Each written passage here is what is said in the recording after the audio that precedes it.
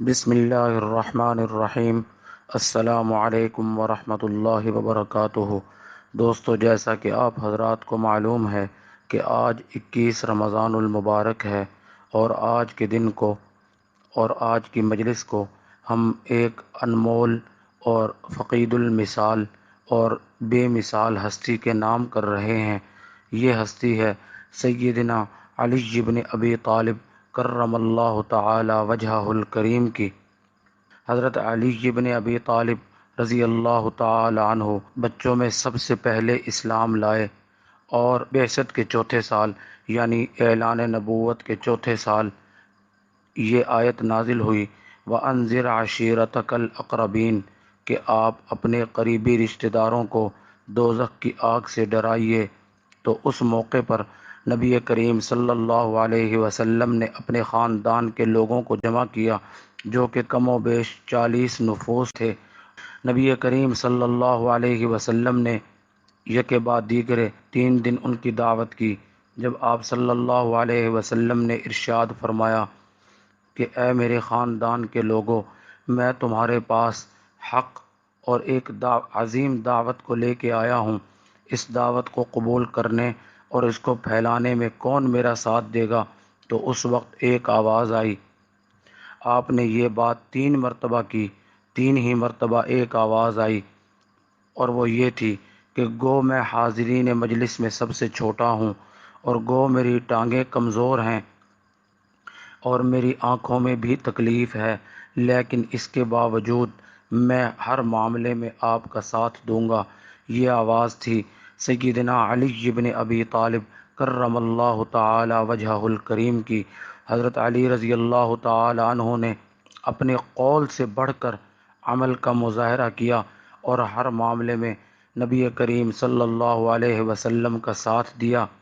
نبی کریم صلی اللہ علیہ وسلم جب ہجرت فرما کر مدینہ منورہ جانے لگے تو آپ نے اپنے حجرہ مبارک میں حضرت علی رضی اللہ تعالی عنہ کو ٹھہرنے کا حکم دیا اور اپنے بستر پر انہیں کو سلایا۔ حضرت علی رضی اللہ تعالی عنہ اس کے بعد 3 دن تک مکہ مکرمہ میں رہے اور کافروں کی امانتیں ان کے حوالے کی، اور اس کے بعد مدینہ منورہ تشریف لے گئے۔ ہجرت کے دوسرے سال آپ صلی اللہ علیہ وسلم نے اپنی بیٹی خیر النساء یعنی سیدہ فاطمہ الزہرا رضی اللہ تعالی عنہا کا ان کے ساتھ نکاح کر دیا۔ جب حضرت علی رضی اللہ تعالی عنہ آپ صلی اللہ علیہ وسلم کے بستر پر استراحت فرما ہوئے تھے، اور جب آپ صلی اللہ علیہ وسلم نے انہیں اپنے حجرے میں ٹھہرایا تھا تو اس وقت آپ کی عمر مبارک بمشکل 22 برس تھی۔ یہ دل جگرے کی بات ہے کہ اس موقع پر جب کہ ہر طرف خطرات منڈلا رہے ہوں، ایک آدمی کا تنہا سو جانا اور بے فکری کی نیند سونا، یقیناً یہ بہت بڑی دل گردے کی بات ہے۔ تمام تر خطرات کے باوجود بالکل نہ گھبرانا، یقیناً یہ قربانی کا ایک عظیم المثال اور عظیم النظیر اور فقید المثال نمونہ ہے۔ حضرت علی رضی اللہ تعالی عنہ غزوہ تبوک کو چھوڑ کر باقی تمام غزوات میں نبی کریم صلی اللہ علیہ وسلم کے شانہ بشانہ رہے، اور آپ نے تمام غزوات میں بہادری اور شجاعت کے بے مثال جوہر دکھلائے۔ نبی کریم صلی اللہ علیہ وسلم کے زیر سایہ حضرت علی رضی اللہ تعالی عنہ نے تربیت پائی۔ یہ بات یہاں پر خلاصے کے طور پر بتلانا مقصود ہے کہ جناب ابی طالب چونکہ کثیر العیال تھے، تو نبی کریم صلی اللہ علیہ وسلم نے ان کی اس مجبوری کو دیکھ کر جناب عباس رضی اللہ تعالی عنہ سے فرمایا کہ ان کے ایک بیٹے کو آپ اپنی تربیت میں لے لیجئے اور ایک بیٹے کو میں اپنی تربیت میں لے لیتا ہوں۔ چنانچہ حضرت عقیل تو حضرت عباس کے زیر تربیت آئے، البتہ حضرت علی رضی اللہ تعالی عنہ کو نبی کریم صلی اللہ علیہ وسلم نے اپنے زیر تربیت لے لیا۔ الغرض حضرت علی رضی اللہ تعالی عنہ ہر موقع پہ میرے نبی کے شانہ بشانہ رہے، تمام غزوات میں سوائے غزوہ تبوک کے۔ اور ایک اور واقعہ بڑا دلچسپ ہے، اور وہ یہ ہے کہ غزوہ احد میں جب نبی کریم صلی اللہ علیہ وسلم کا دفاع کرتے ہوئے حضرت علی مشرکین کے ساتھ لڑ رہے تھے تو میرے نبی نے 3 مرتبہ فرمایا وجبت وجبت وجبت وجبت وجبت وجبت، یعنی علی پر تو جنت واجب ہو گئی۔ حضرت علی ان خوش نصیبوں میں بھی شامل ہیں کہ جنہیں نبی کریم صلی اللہ علیہ وسلم نے نام بنام جنت کی بشارت سنائی، یعنی عشرہ مبشرہ میں حضرت علی رضی اللہ تعالی عنہ بھی شامل ہیں۔ آپ کی تواضع اور مسکنت کا یہ عالم تھا کہ بلا تکلف آپ زمین پر سو جایا کرتے تھے۔ ایک مرتبہ ایسا ہوا کہ آپ مسجد نبوی میں زمین پر ہی سو گئے۔ نبی کریم صلی اللہ علیہ وسلم انہیں تلاش کرتے ہوئے مسجد نبوی میں آئے، دیکھا کہ حضرت علی رضی اللہ تعالی عنہ بلا تکلف زمین پر پڑے سو رہے ہیں اور چادر مبارک آپ کی کمر سے کھسک گئی ہے۔ آپ نے بڑے پیار سے آپ کے وجود کو صاف کیا اور فرمایا قم یا ابا تراب، یعنی اے مٹی والے اٹھ کھڑا ہو جا۔ یہ کنیت آپ کو اتنی پسند آئی کہ پھر اس کے بعد اگر کوئی آپ کو اس کنیت سے پکارتا تو آپ بہت زیادہ خوش ہوتے۔ اگرچہ مالی اعتبار سے آپ تہی دامن تھے لیکن علمی اعتبار سے آپ کا کوئی ثانی نہیں ملتا۔ حضرت عمر رضی اللہ تعالی عنہ باوجود کہ خود مجتہد تھے لیکن مشکل اور پیچیدہ مسائل میں حضرت علی رضی اللہ تعالی عنہ کی طرف رجوع کرتے۔ حضرت عبداللہ ابن عباس جو کہ خود بہت بڑے مفسر، بہت بڑے محدث اور بہت بڑے فقیہ تھے، لیکن اس کے باوجود فرمایا کرتے تھے کہ علم کے اگر 10 حصے کیے جائیں تو 9 حصے علم حضرت علی رضی اللہ تعالی عنہ کے پاس ہے۔ نبی کریم صلی اللہ علیہ وسلم کے زیر تربیت آپ نے جو علم حاصل کیا تو اس بنا پر رسول اللہ صلی اللہ علیہ وسلم کی زبان یوں گویا ہوئی وَأَقْضَاهُمْ عَلِيٌّ، یعنی تمام صحابہ میں ججمنٹ اور فیصلے کا عظیم المثال نمونہ حضرت علی رضی اللہ تعالی عنہ ہیں۔ حضرت علی رضی اللہ تعالی عنہ خلافت کے تینوں ادوار میں قاضی القضات رہے، اور جب آپ خلیفہ بنے اور کوفہ تشریف لے آئے تو آپ نے بجائے دارالامارت کے عام میدان کا انتخاب کیا اور آپ نے فرمایا کہ مجھے محلات کے بجائے عام سادہ میدان میں رہنا زیادہ اچھا لگتا ہے۔ آپ کے زہد و تقویٰ کا یہ حال تھا کہ جب کیسر و کسریٰ کی بادشاہیاں مسلمانوں کے قدموں میں ڈھیر ہو چکی تھیں تو اس وقت بھی آپ سادہ غذا پر گزارا کیا کرتے تھے، انتہائی قناعت پسند تھے۔ ایک واقعہ اور بھی مشہور ہے اور وہ یہ ہے کہ ایک مرتبہ آپ نے دن میں 3 مرتبہ کھانے کے لیے کچھ تیار کیا اور 3 ہی مرتبہ کوئی سائل آ گیا، آپ نے سارا کھانا اٹھا کے سائل کو دے دیا۔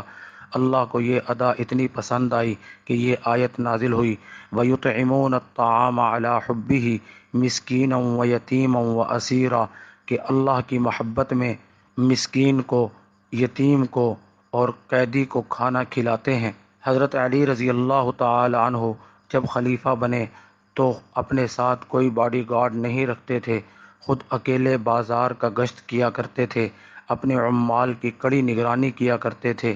اگر کوئی آدمی تعظیماً آپ کے پیچھے ہو لیتا تو آپ اس کو سخت ناپسند کرتے۔ آپ فرمایا کرتے کہ ایسا نہ کرو کیونکہ اس میں پیچھے چلنے والے کے لیے تحقیر ہے اور مومن کے لیے آزمائش ہے۔ حضرت علی رضی اللہ تعالی عنہ کو جب ایک دشمن اسلام نے 18 رمضان المبارک کو زخمی کر دیا جبکہ آپ مسجد میں موجود تھے، اور 21 رمضان المبارک کو زخموں کی تاب نہ لا کر آپ نے جان آفرین کے سپرد کر دی۔ حضرت علی رضی اللہ تعالی عنہ کے علم کو اگر علیحدہ کر لیا جائے تو حدیث اور تفسیر اور فقہ اور ادب اور نحو کے بہت سے اوراق سادہ رہ جائیں گے۔ حضرت علی رضی اللہ تعالی عنہ فرمایا کرتے تھے حبب الی من الدنیا ثلاث، مجھے 3 چیزیں زیادہ اچھی لگتی ہیں، مہمان کی مہمان نوازی کرنا اور گرمی کے موسم میں روزے رکھنا اور میدان جہاد میں تلوار چلانا۔ حضرت علی رضی اللہ تعالی عنہ جب شہید ہو گئے اور مدینہ منورہ میں جب یہ خبر پہنچی، اضطراب کی وہی کیفیت تھی جو رسول اللہ صلی اللہ علیہ وسلم کی دنیا سے رحلت کے وقت لوگوں کی کیفیت تھی۔ لوگ ہجوم در ہجوم اما عائشہ صدیقہ رضی اللہ تعالی عنہا کے حجرے کی طرف جمع ہو رہے تھے۔ اما عائشہ صدیقہ رضی اللہ تعالی عنہا، ایک صحابی کہتے ہیں کہ اما عائشہ صدیقہ رضی اللہ تعالی عنہا کی آنکھوں سے آنسو جاری تھے۔ معن یہ پتہ چلا کہ ام المومنین اما عائشہ صدیقہ رضی اللہ تعالی عنہا روضہ رسول صلی اللہ علیہ وسلم کی طرف تشریف لے جا رہی ہیں، تو لوگ سلام کرتے، لیکن آپ گریہ وزاری کی وجہ سے اور شدت صدمہ کی وجہ سے ان کا جواب نہ دے پاتی۔ روضہ رسول کی دیوار کو پکڑ کر کھڑی ہو گئیں اور فرمایا، اے اللہ کے رسول، تم پر سلام، اے ابو القاسم تم پر سلام، اور آپ کے دونوں ساتھیوں یعنی ابو بکر و عمر پر سلام۔ میں آپ کے پاس ایک بری خبر لائی ہوں۔ وہ شخص جو آپ کے زیر تربیت رہا آج وہ شہید ہو گیا۔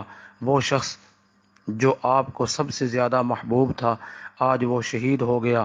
وہ شخص کہ جسے آپ نے اپنی سب سے زیادہ لاڈلی اور پیاری بیٹی جس کے نکاح میں دی تھی آج وہ شہید ہو گیا۔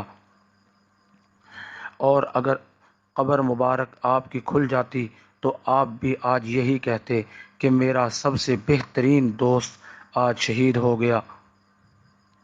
اس کے بعد اما عائشہ صدیقہ رضی اللہ تعالی عنہا نے ایک سرد آہ بھری اور کہا کہ اب عرب جو چاہیں کریں، انہیں کوئی پوچھنے والا نہیں۔ تقریباً 4.5 برس حضرت علی رضی اللہ تعالی عنہ نے خلافت کے فرائض سر انجام دیے۔ یہ بات یاد رہے کہ حضرت علی رضی اللہ تعالی عنہ انتہائی زہد پسند تھے۔ تقویٰ اور ورع میں ان کا کوئی ثانی نہیں ملتا۔ حالانکہ آپ مسلمانوں کے خلیفہ تھے، لیکن اس کے باوجود لوگ کہتے ہیں کہ ہم نے کوفے کی جامع مسجد میں دیکھا کہ رات کو حضرت علی رضی اللہ تعالی عنہ کھڑے ہوتے، تہجد میں اللہ کا قرآن پڑھتے اور کھڑے ہونے سے پہلے اپنی داڑھی کو پکڑتے اور یہ کہتے، ایھا الدنیا غری غیری اذنتک ثلاث، اے دنیا تو مجھے دھوکہ نہیں دے سکتی، تم میرے علاوہ کسی اور کے پاس چلی جا، اس لیے کہ میں تو تجھے کب سے 3 طلاقیں دے چکا ہوں۔ حضرت علی رضی اللہ تعالی عنہ کے فتاوی جات پر فقہ حنفی مرتب ہے، یعنی فقہ حنفی کے اندر بہت سے فتاوی جات حضرت علی رضی اللہ تعالی عنہ سے لیے گئے ہیں، اور حضرت علی رضی اللہ تعالی عنہ کا جہاں تفسیر، حدیث، فقہ اور نحو میں کوئی ثانی نہیں ملتا، اسی طرح ادب میں بھی ان کا کوئی ثانی نہیں ملتا۔ ان کے اشعار پر مبنی ایک دیوان علی رضی اللہ تعالی عنہ کے نام سے بازار میں چھپ کر شہرت دوام حاصل کر چکا ہے۔ حضرت علی رضی اللہ تعالی عنہ مسلمانوں کی جان ہے۔ حضرت علی رضی اللہ تعالی عنہ کی محبت مسلمانوں مومنوں کے ایمان کا حصہ ہے۔ اللہ تبارک و تعالی جل شانہ حضرت علی رضی اللہ تعالی عنہ کو پوری امت مسلمہ کی طرف سے بہتر جزائے خیر اور بدلہ نصیب فرمائے، آمین۔ اللہ پاک ہم سب کا حامی و ناصر ہو۔ وما علینا الا البلاغ۔